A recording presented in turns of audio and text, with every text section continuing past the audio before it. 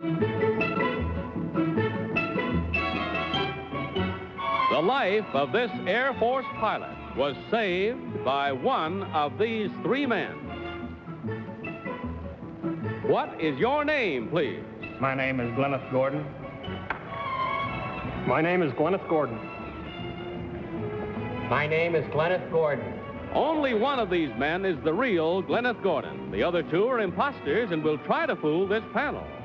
Tom Poston, Dina Merrill, Johnny Carson, and Peggy Cass on To Tell the Truth. And here sitting in for Bud Collyer is the star of Play Your Hunch, Merv Griffin. Thank you, Johnny. Thank you, ladies and gentlemen. Thank you. That's very nice. Good evening to all of you. To Tell the Truth is brought to you by Salem Cigarettes. And may I say how nice it is to be back here with all of you again after my vacation. And may I thank Bud Collyer for substituting for me for the past 50 weeks. It's good to be back in the pilot seat here. And speaking of pilots, panel, I suggest you open your envelopes there and take out your affidavit cards for the first time and follow along as I read. I, Glynneth Gordon, am a United States Air Force helicopter pilot. One night, while on a practice flight, I saw a fighter jet coming in for a landing. The jet was on fire and pieces of burning metal were falling to the ground. When it finally landed, the entire plane was in flames. I flew my helicopter into position directly above the burning plane so that the turbulence created by the huge rotor blades pushed the fire away from the burning cockpit of the jet, enabling the pilot and his student observer to escape unharmed. After they got out, their plane was destroyed by the fire. For my action in this emergency, I received an Air Training Command Well Done Award and was recommended for the Air Force Commendation Medal. Signed, Glynneth Gordon.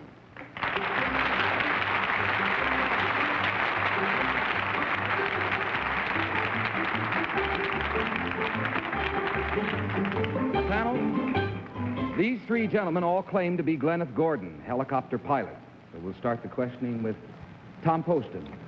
Thank you. Another flyer. Watch me miss him. Number one, who made your helicopter? Command.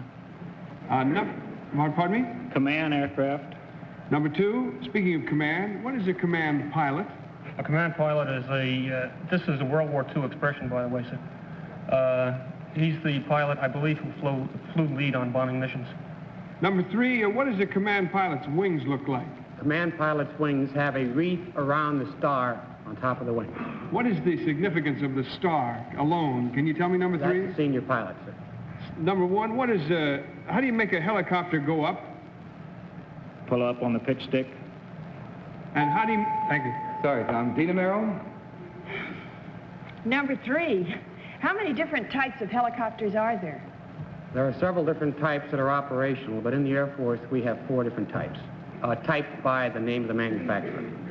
Number two, can you tell me what those 4 types are? Yes, ma'am. The Sikorsky, Bell, Command, and Vought Sikorsky.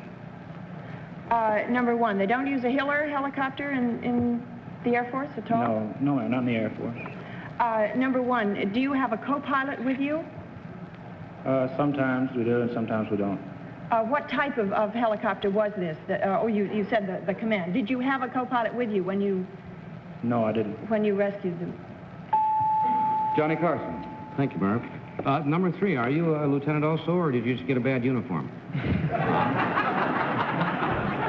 A little New York rain did it, I think. Is that your... what rank are you, sir? First lieutenant. First lieutenant. Number two, is there a regular helicopter school?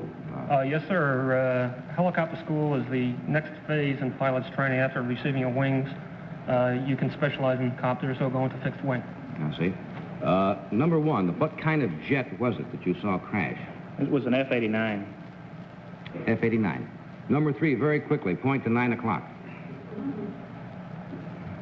Number one, very quickly, point to 3 o'clock. Peggy Cass? Number two, right away, point to 12 o'clock.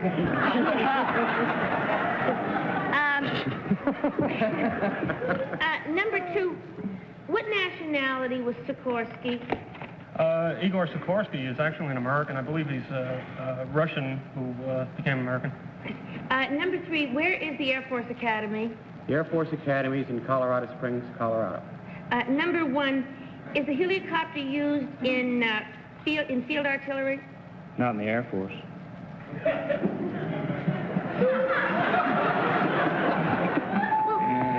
There's the voting bell. Panel, it's time now to vote. So, without consultation, mark your ballots and select number 1, number 2, or number 3. It's a tough one, all right. Come on, panel, mark those ballots. It's,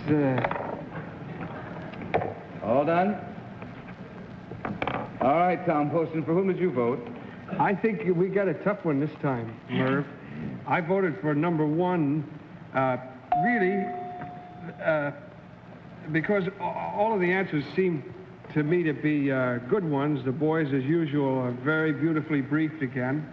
I forget the name of the guy that does that for good some time, but number 1 had a trace of an accent that seemed familiar to me, and don't ask me what that means. Oh, I won't ask you.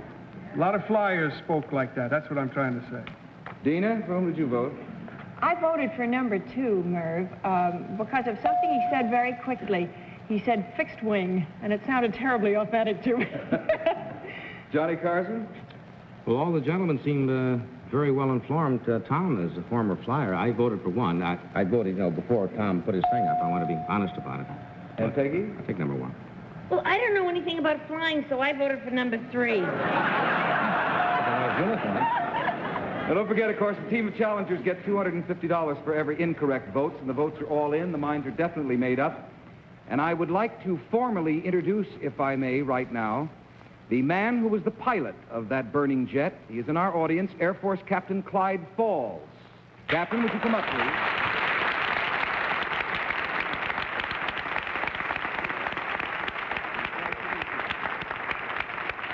Now, Captain, you're going to help us out here. Captain Falls, I wonder if you'd be kind enough to go over behind the gentleman and show us which one of these fellas is the real Lieutenant Glynneth Gordon.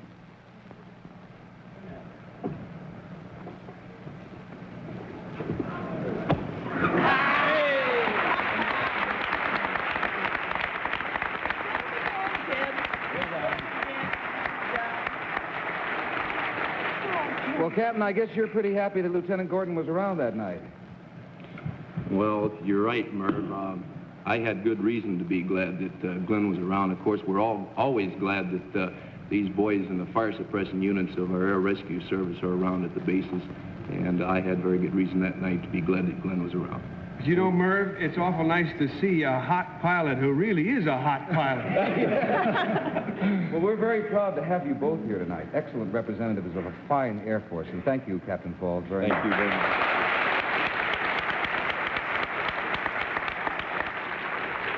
And now, number 2, would you tell us, sir, who you are and what you really do? Yes, sir. My name is Jack McGann, and I'm a salesman. I ordinarily sell at a higher percentage than 1 out of 4 for NBC here in New York. Attaboy. And number 3, how about you, sir? My name is Malcolm Dooley. I'm a stockbroker in the Time and Life Building branch of Merrill, Lynch, Pierce, Fenner, and Smith.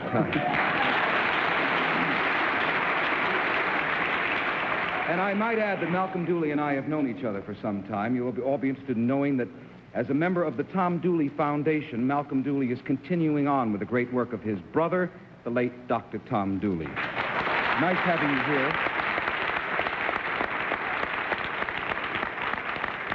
Now, there have been a total of 2 incorrect votes for the total sum of $500 from Salem. Our thanks and good luck. And gentlemen, on the way out, there's a carton of Salems for each one of you. Thank you so much and good evening. Thank you. Now let's have our next team of challengers.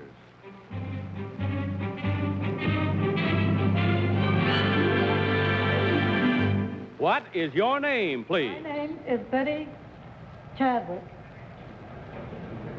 My name is Betty Chadwick. My name is Betty Chadwick. Now, please listen while I read this affidavit. I, Betty Chadwick, am, as far as I know, the only full-time television news cameraman in the business. The equipment I use weighs almost as much as I do. I have a police radio monitor in my home, which helps me in covering local events such as floods, mine disasters, and bootleg raids.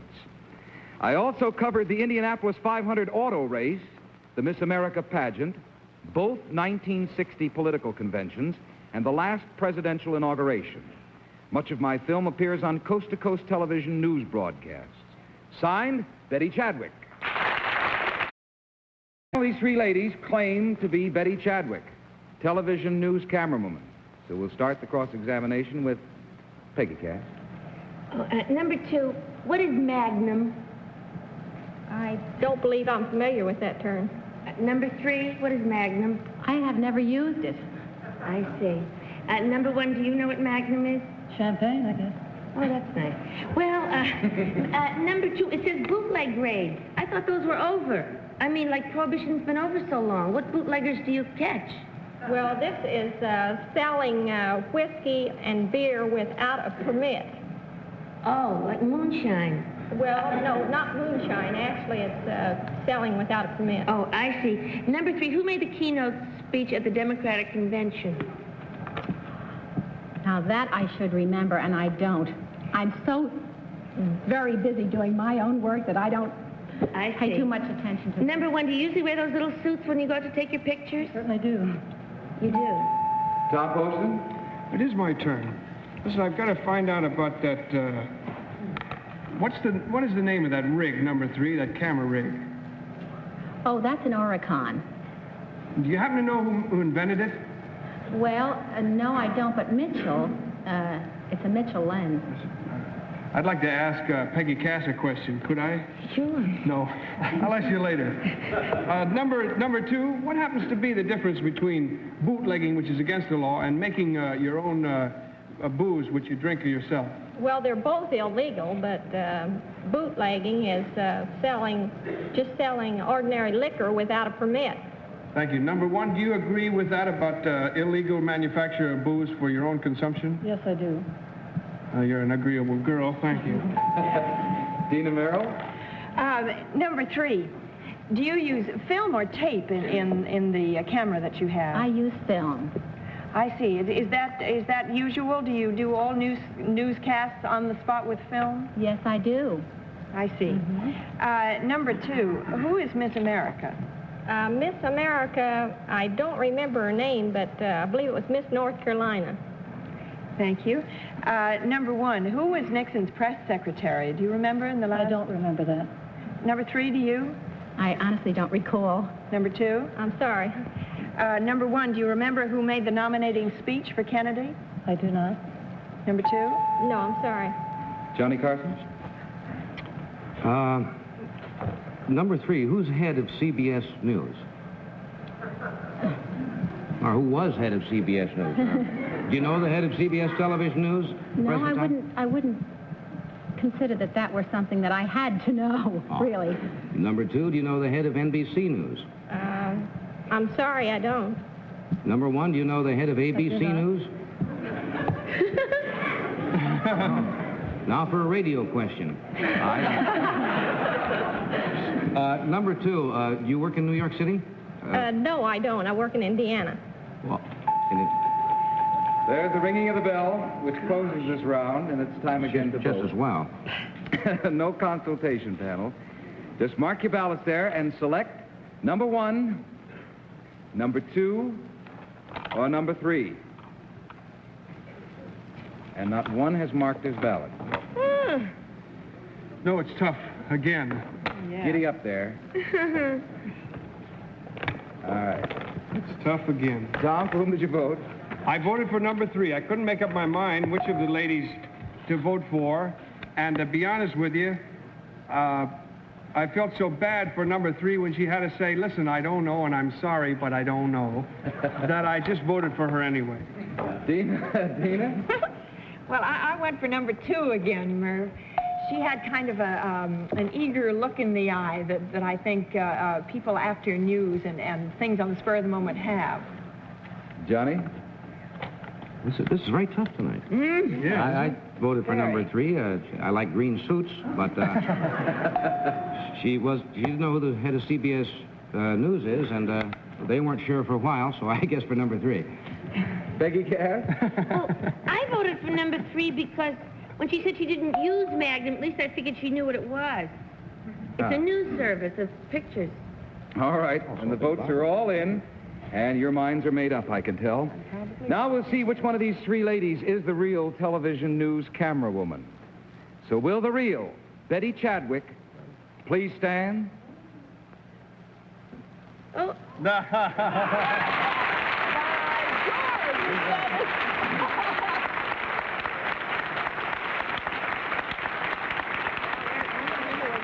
Thank you, Betty.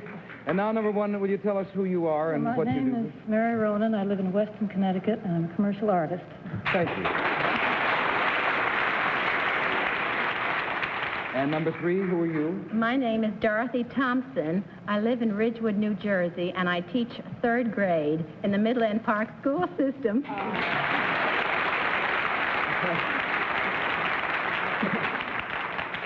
Well, there have been 3 incorrect votes, which means a nice total of $750 from Salem.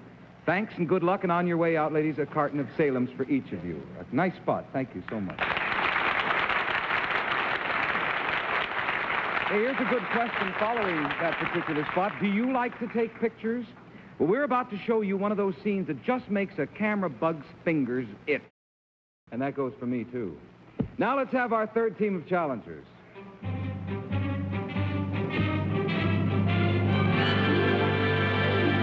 What is your name, please? My name is Carlton Nash. My name is Carlton Nash. My name is Carlton Nash. Follow along, panel, if you will. I, Carlton Nash, sell dinosaur footprints. I own and operate Dinosaur Land, which consists of a park, a museum, and a quarry, which contains the largest known bed of dinosaur tracks in the world. More than 100 million years ago, this quarry was a watering place and breeding ground for these prehistoric monsters. Their footprints are clearly imprinted in some 50 layers of shale. So far, I have mined and sold several thousand dinosaur prints, varying from 2 to 23 inches in length. People use them in terraces and fireplaces, and also as paperweights or just conversation pieces. To the best of my knowledge, I am the only person in the world selling authentic dinosaur tracks to the general public. Signed, Carlton Nash.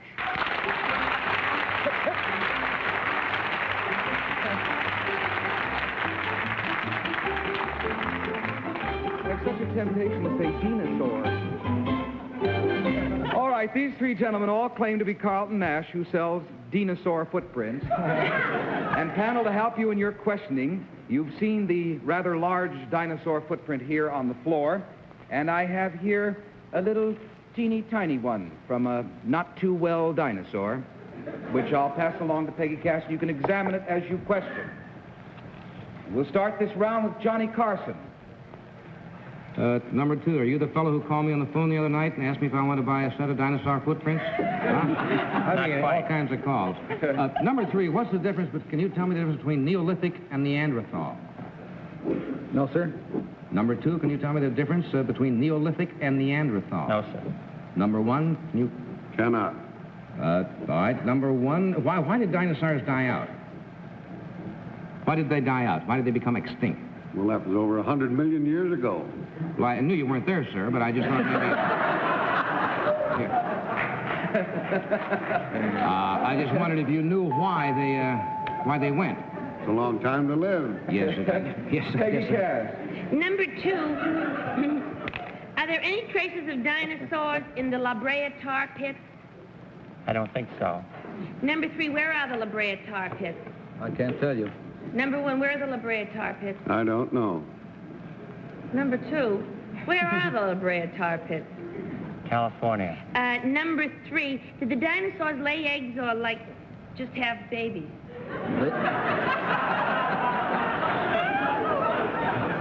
They laid eggs. They laid eggs? They laid eggs. Number 1, were they smooth or furry? Not the eggs, the dinosaurs. Very smooth. They were smooth. Tom Poston. Thank you. Number 2, did dinosaurs have, like, fingerprints? I don't think so. Then it'd be hard to tell a crooked dinosaur. I guess you wouldn't be able to catch him. Number 3. Well, I lay eggs too, John. Number 3, if these things are in 50 layers of shale, how do you know when you're coming to one and you don't want to crack it and break it when you're looking for them? Well, the shale is in layers from 1/4 of an inch thick to 4 inches thick, and you can see the layers. From above, you can see 50 layers? No, the way we found out there's 50 layers, we cut down through. How do we know there's 50 layers? We didn't. That's right. Well, we found out the name of the guy that's been briefing you. It's Wally Stone. I just want everybody... Is that right? No. Oh, it's not right. I'm sorry. Dina? Number 3, to continue with Tom's questions. So you cut the layer down, but then how do you see the footprint if it's a layer like this? Well, by peeling off the layers, you find them. You just keep peeling down till you come to a footprint. Really? Oh. Number 2, I always thought dinosaurs were great big things. How come we get something like this? He was sick. Well, I guess there were small ones, too. You guess. You weren't there either 100 million years ago. A long time ago. All right, there goes the bell, and the round is certainly over. It's time to vote. So please mark your ballots for number 1, number 2, or number 3. Oh, you marked quickly that time. Dina, you're a little behind there. Yes, I am. Tom, from whom did you vote? Well, that's a 2. I should say that. I don't know why I made it. It's an older 2. So that's why I did it that way. Dina? I voted for 2, too. Because I voted for 2 all evening, and I really have no idea. I thought I might as well stick to my luck. Johnny? This hasn't been our best night, has it, so far? I don't know. I voted for number 3. He knows the dinosaurs come from eggs, which they do. You know, Well, I very vote- large eggs. Well, I didn't know that, but I voted for number 2 because of the La Brea Tar Pits. It's a place I've always loved. We call that home. I think like a couple of days there. I got a picture of a dinosaur sitting on one of those eggs, catching them. Well, the votes are all in and the minds are made up, so now we'll certainly find out which one of these 3 gentlemen is guilty here, the real expert on dinosaur footprints. So will the real Carlton Nash please stand?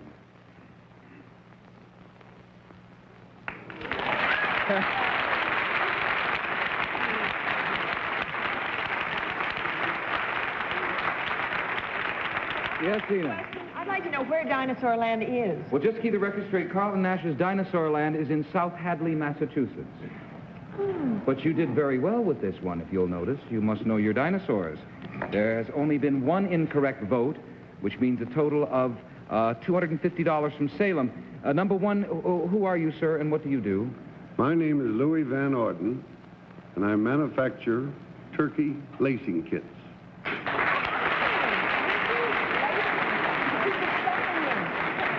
I hate to ask the obvious question, sir, but what is a turkey lacing kit? You have to stuff a bird. Yes.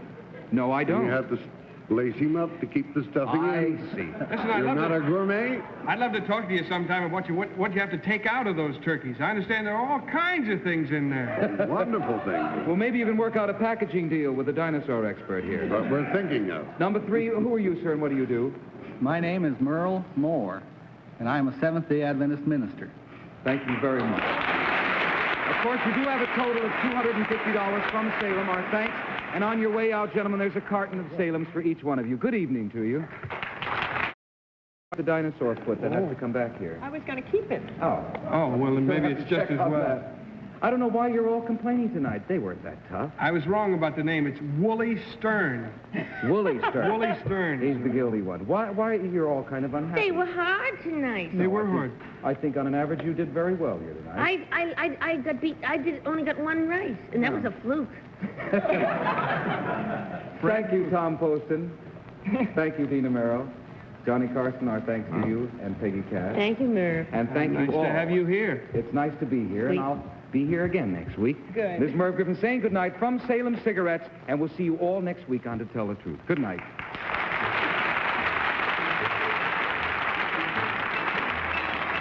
To Tell the Truth is a Mark Goodson, Bill Todman production.